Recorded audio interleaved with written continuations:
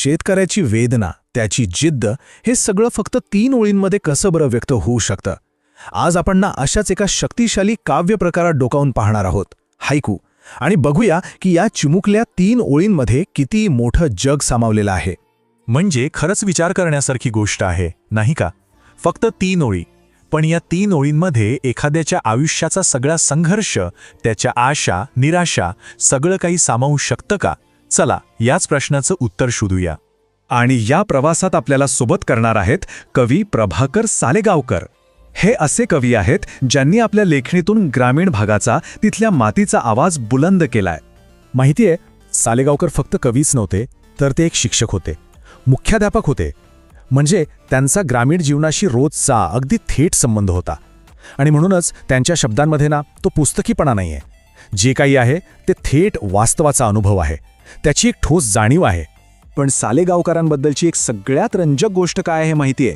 ते हायकूचा वापर, जो काव्यप्रकार मुळात निसर्ग वर्णनासाठी ओळखला जातो, तो फक्त त्यासाठीच करत नाहीत. नाही, उलट ते या काव्यप्रकाराला सामाजिक वास्तवावर भाष्य करण्यासाठी एका धारदार शस्त्रासारखं वापरतात. तर मग चला त्यांच्या कवितेत जरा डोकावून पाहूया. आणि आज शिरताच जो पहिला आणि सगळ्यात महत्त्वाचा विषय थेट काळजाला भिडतो ना, तो म्हणजे कर्जाचं कधीही न संपणारं ओझं. ऐका, पहिलाच हायकू असा आहे की काळजाचा ठोकाच चुकतो. आम्हा लढाया उभा जन्म पुरेना, कर्ज फिटाया. बघा, फक्त 3 ओळी, पण त्यात एका संपूर्ण पिढीची व्यथा दडलेली आहे. म्हणजे हे कर्ज काही वर्षांचं नाहीये, ते पिढ्यानपिढ्या चालणार आहे. उभा जन्म पुरेना. विचार करा, ही एकच ओळ त्या कर्जाच्या प्रचंड ओझ्याची कल्पना देते, जे कधीच संपत नाही. आता पुढच्या हायकूमध्ये कवी काय करतात, तर शेतकऱ्याच्या मनातील दुःखाला थेट बाहेरच्या निसर्गाशी जोडून टाकतात. म्हणजे असं वाटायला लागतं की निसर्ग आणि नशीब दोन्ही जणू काही शेतकऱ्याच्या विरोधात कट रचून उभे ठाकले आहेत. आणि हे रूपक बघा किती प्रभावी आहे. निपच्छित राणांच्या डोळ्यात धारा. म्हणजे जणू काय ती ओसाड शेतच शेतकऱ्याच्या दुःखात अश्रू ढाळतायत. कमाल आहे. ही एकच ओळ शेतकरी आणि त्याची जमीन यांच्यातलं ते अटूट नातं दाखवतंय की दोघांचं दुःख एकच आहे. बरं, पण या सगळ्या निराशेच्या अंधारात आशेचं एखादा तरी किरण दिसतो का?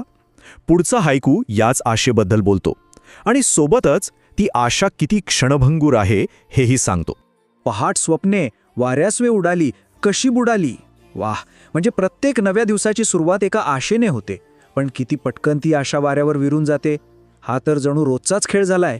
आणि मग येतं राजकीय आश्वासन. ऐका, चर्चाच होते कर्जमाफी व्हायची, मातीच होते. म्हणजे कर्जमाफीच्या फक्त चर्चाच झडतात, पण प्रत्यक्षात त्या आश्वासनांची पार माती होते. यापेक्षा कडवट सत्य दुसरं काय असू शकेल? हेच बघा, एका बाजूला आहे रोज उगवणारी आशा आणि दुसऱ्या बाजूला आहे भंगलेल्या आश्वासनांचं कठोर वास्तव. आणि याच 2 टोकांमधला संघर्ष म्हणजे शेतकऱ्याचं आयुष्य. पण मग एक प्रश्न पडतो, एवढ्या अडचणी, एवढी निराशा, या सगळ्यात शेतकऱ्याची जगण्याची जिद्द टिकून राहते तरी कशी? त्याचा आत्मा या सगळ्यावर काय प्रतिसाद देतो? आणि इथे कथेला मिळतं एक जबरदस्त अनपेक्षित वळण. हा जो पुढचा हायकू आहे ना, तो म्हणजे संकटांना दिलेलं एक थेट उत्तर आहे. यात हार मानण्याची भावना नाहीये, उलट टिकून राहण्याची, लढण्याची भावना आहे. ही ओळ तर अक्षरशः अंगावर काटा आणते. नको मराया, शिकलो तर सारेच ऊन कापाया. म्हणजे आत्महत्या नको, कारण आम्ही ऊन झेलून संकटांना छातीवर घ्यायला शिकलोय. काय प्रचंड आत्मविश्वास आहे आणि जगण्याची काय दुर्दम्य इच्छाशक्ती आहे यात. आत्तापर्यंत आपण संघर्ष बघितला, जिद्द पाहिली, पण कवी आपल्याला असं एका निश्चित उत्तरावर सोडून देत नाहीत. नाही, शेवटचा हायकू आपल्याला पुन्हा एकदा एका अनिश्चिततेच्या गर्तेत नेऊन सोडतो. आभाळागत माया आता नकोशी, हा एक साधा प्रश्न नाहीये. तो केवळ शेतकऱ्याच्या परिस्थितीबद्दल नाही, तर तो आपल्या संपूर्ण समाजातील बदलत्या नात्यांवर आणि मूल्यांवरही एक मोठं प्रश्नचिन्ह निर्माण करून जातो. तर मग या 3 ओळींच्या कवितांमधून आपण नेमकं काय अनुभवलं? या सगळ्याचा अर्थ काय लावायचा? खरं तर सालेगावकरांनी आपल्याला एका पूर्ण भावनिक प्रवासावरच नेलं. सुरुवात झाली कर्जाच्या ओझ्यापासून, मग आला निसर्गाचा लहरीपणा, पोकळ आश्वासनं, आणि त्यातूनही टिकून राहणारी जगण्याची ती जबरदस्त जिद्द, आणि शेवटी एक खोलवरची अनिश्चितता. आणि खरं सांगायचं तर हेच हायकूचं सौंदर्य आहे. कमीत कमी शब्दात जास्तीत जास्त भावना व्यक्त करण्याची ताकद.